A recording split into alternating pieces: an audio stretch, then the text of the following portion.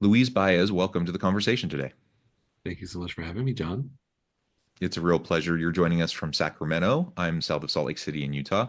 And today we're going to be talking about how to inspire employees, build engagement, and drive real results within your organization. Really, really important topic. It's interesting because, as leaders, as managers, I think we always talk about driving results, but the reality is I can't force anyone to do anything. I can try to wield carrot and stick and try to force things on people. And maybe Yeah, in the short term, I can kind of get away with that. But especially in this day and age in the knowledge economy, if you want long-term sustainable results, if you want collaboration, creativity, innovation, like you're just not going to get the results that you want if you're only trying to drive results via carrot and stick, right? And right. so then how do you do it? And that gets back to really the soft skills of leadership, and trying to inspire people and influence people, and creating an environment where people can motivate themselves and find their own intrinsic motivation to do great things. So this is what we're going to explore and discuss together today. As we get started, I wanted to share Luis's bio with everybody. Luis Baez is a revenue enablement strategist plus sales coach dedicated to serving executives and sales leaders at businesses. In 2017, after years of working in some of the biggest Silicon Valley startups like LinkedIn, Google, Uber, Tesla, and others, Luis began to teach impassioned business owners how to scale their revenues and impact by creating and selling high-end offers. During that time, he was also invited to speak about leadership and personal branding at business schools across the country, including Stanford, UC Berkeley, and Bard. Today, Luis is a published author through the internationally recognized Madecraft organization, which includes an incredibly popular LinkedIn learning course on popularized sales that has been taken by over 20,000 people to date. When it comes to podcasts, he has also brought the beard and baritone to many popular podcasts.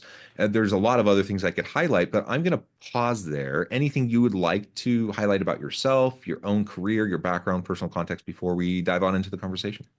I appreciate that, John. I think the most important thing for folks to know about me as they listen into this conversation is that I am someone who never knew what he was doing and figured it out along the way. And part of it was leading with authenticity and showing up as my whole self and being vulnerable in spaces where that wasn't expected. And so I hope that that is something that everyone walks away with from our conversation today. Yeah, I really like that, and so important to just be true to yourself, to be authentic, and if you're trying to inspire others, I think it really does start with authenticity. So you have to first be the leader that you want to be for yourself, that you would want others to be for you, right? Like you have to be true to yourself. If I don't like black and white thinking. So like sometimes when we talk about introversion, extroversion, we get Mm, far too black and white about it, right? There's a whole yeah, spectrum. But I think generally I tend more towards the um not the extroverted side. I'm more introverted, introspective. I like to keep to myself more often than not, but it's situational, right? And it depends on who yeah, I'm with. It depends on what kind of thing I'm doing. And I like doing stuff like this all day. I could talk to people all day in this kind of a context, or with my mhm, students, or whatever, or in a company training or something.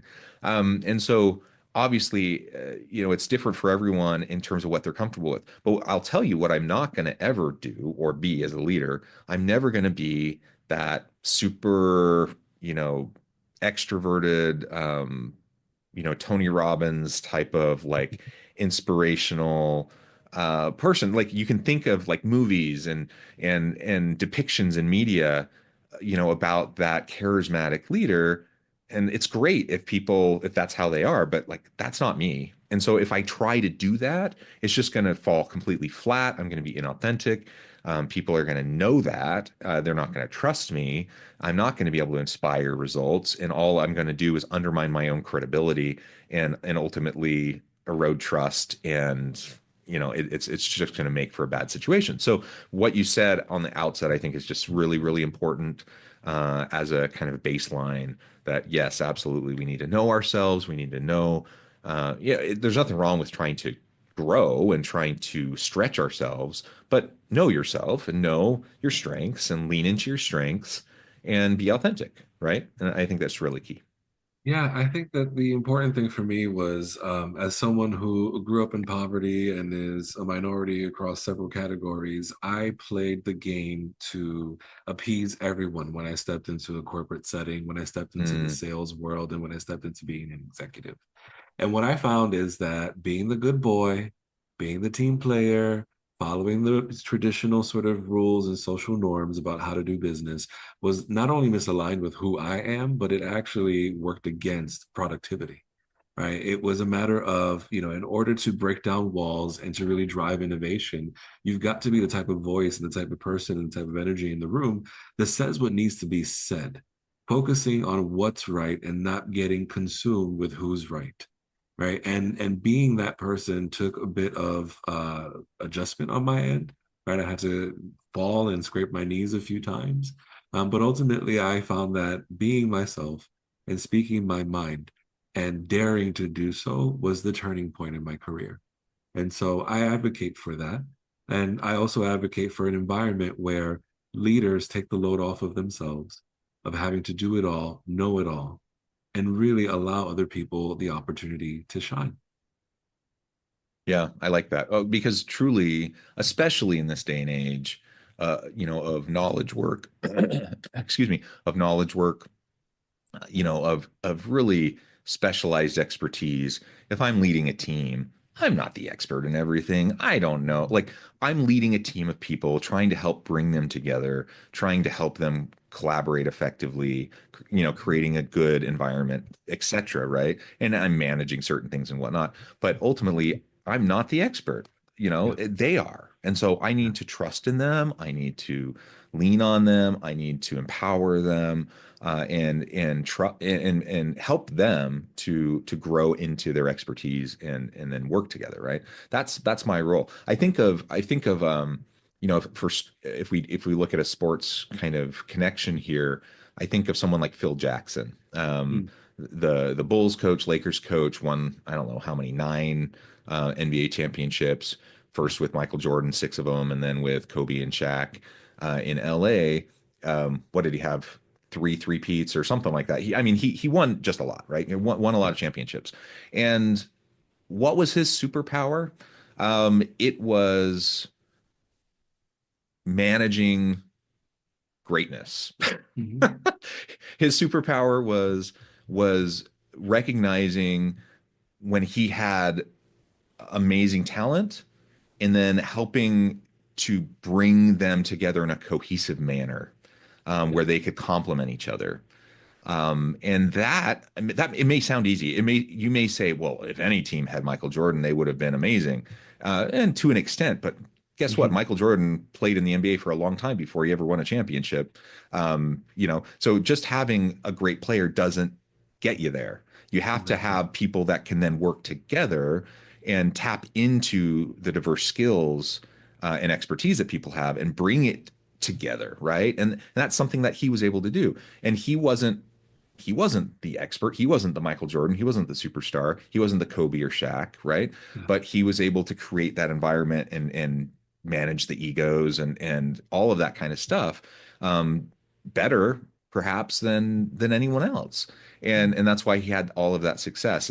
And I think maybe it's not a perfect analogy, but I think when we look in business and we look at organizations and successful leaders, I think ultimately the best successful leaders are the ones that are able to really pull out the best of all of their experts, well, and get their own ego out of the way. It's not about them. It's about your people, and it's about helping them shine and pulling the best out of them. Yeah. I think for myself, a turning point was before I was ever able to be that leader that could develop the intuition and the confidence to lean into that intuition about playing to people's strengths. I needed to transform as an individual first and foremost. And when I Hmm. think about what was the experience that really clicked for me, I got my career started in advertising sales in New York City in the 2000s. And so imagine, if you will, this is in the backdrop of Mad Men being popularized on Mm, television, and really highlighting the sort of, relationship driven culture of the industry. And as you can imagine, in conference rooms that I stepped into, it was very much a boiler room.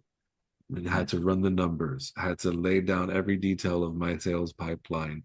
I was grilled and drilled in front of my colleagues, embarrassed, on the spot, mm, on the sales floor. And so I constantly was on guard, and I developed this sort of anxiety, right? I became a mm, news junkie. I was on top of all the things. You would never catch me off guard. mm, Fast forward to my transition from New York City to Silicon Valley. I was recruited to work at LinkedIn. It was my first sort of job in the tech industry, and it was an industry that promised this sort of environment and culture that applauded authenticity and celebrated servant leadership, yeah. and looked at a very sort of contrast to the experience that I was having on the East Coast. I was excited about it, but I remember my first pipeline review. I had been with the team for a few weeks, um, called on a bunch of folks, developing my knowledge on product. It was my time to kind of step into the room, demonstrate that I was doing the work, hustling, doing my learning, and putting in my work, right. And I remember that day being buttoned up, ready with my numbers, ready with all the things. And my sales director walks into the room, and rather than grilling all of us immediately, she places her laptop on the table, apologizes for being 2 minutes late, projects her laptop on the screen for everyone to see.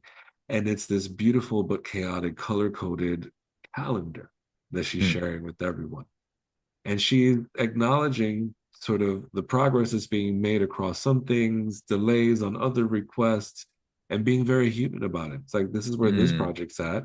These are the pickup times that I've got for my child. These are the things that I'm also negotiating here and there. I've got the board meeting here, et cetera, et cetera. Right. So the way that she approached it was level setting, right? yeah. First of all, being human, but also level setting that there is this expectation of using all of your resources and leaning into all the things that you have to figure it out. And also to figure it out outside of the confines of the 9 to 5 where it doesn't make sense, right? And Hmm. that stayed with me.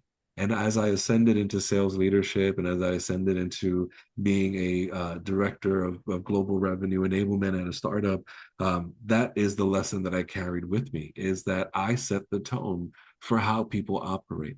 If I want them to be confident and competent, transparent, if I want them to be intrinsically motivated, I have to also acknowledge that they are humans having a corporate experience. And I have to lean into a bit of my humanity in the way that I show up as well. And that's not to say that I'm a pushover, because we drive the Sure. numbers. My resume will Yeah. tell you all the things. I keep receipts. It's about understanding that there is more than one way to crack an egg. I could be a dictator on the team, right? That's one style of leadership, but it's certainly not mine, and nor is it productive or necessary. Yeah. Yeah. Well, and that example of your leader that came in and was just genuine with you, and I'm guessing that wasn't how she always started meetings, No, like in that case, that was authentic to that circumstance and situation, and it was relevant, and other yeah, times she may have been harder nose about um the numbers and whatever, right? And it depends on the exactly. situation, right? But Yeah, being vulnerable and being open and genuine, it goes a long way in building rapport, in building trust, and just the human side of what we do that I mhm. think is just really, really important. And you don't have it doesn't take a lot, does it? Not at all. It just takes some very in some cases very brief genuine moments with people, to humanize yourself, to demonstrate that you recognize the humanity in them, in your team, Yeah, right? And then you can move forward in a more positive way without everyone feeling like everyone's being exploited, or that everyone's just a cog in a machine, or whatever, all those types of things that sometimes people feel in an absolutely. organization. Maybe you don't feel Yeah, valued, you don't feel that you matter, or that what all the hard work you're putting in makes a difference. And that's a stinky place to be. You want to contribute, and you want to feel like you matter, and you want to If you're putting your heart and soul into something to try to drive results, you want it to be acknowledged, right? And and so Yes. And create so I create. think that Oh, go ahead. no, no, I was just going to say, I think that, the way that you create that sort of environment is, one piece of the formula is how you show up as a leader. I think Yeah. the other thing is how it is that you communicate expectation, but then also how you celebrate wins. It's so important that everyone understands which lane they're swimming in. Mm. Don't leave the guesswork to them. Be very clear, right? And then also celebrate what it looks like to be doing the job well. Celebrate what it looks like to be a Yeah. hero on the team for the customers, etc. When you exemplify things, not only does it give people clearer sort of dimension and structure around how they should invest in themselves and how they should perform, but it also starts to highlight how it is that they can excel. If they understand where the bar is and they understand how to clear it, and then they can exceed it.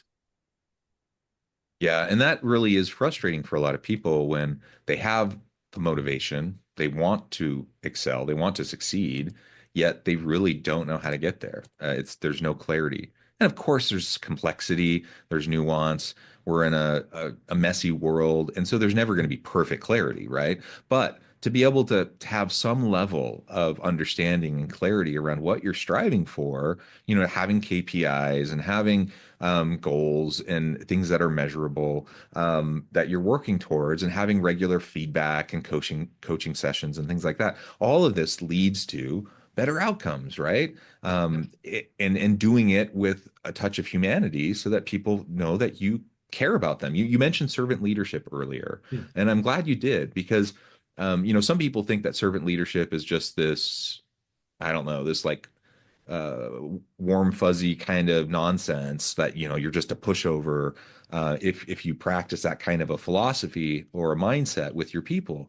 And I think it couldn't be farther from the truth. I think a true servant leader is not a pushover at all.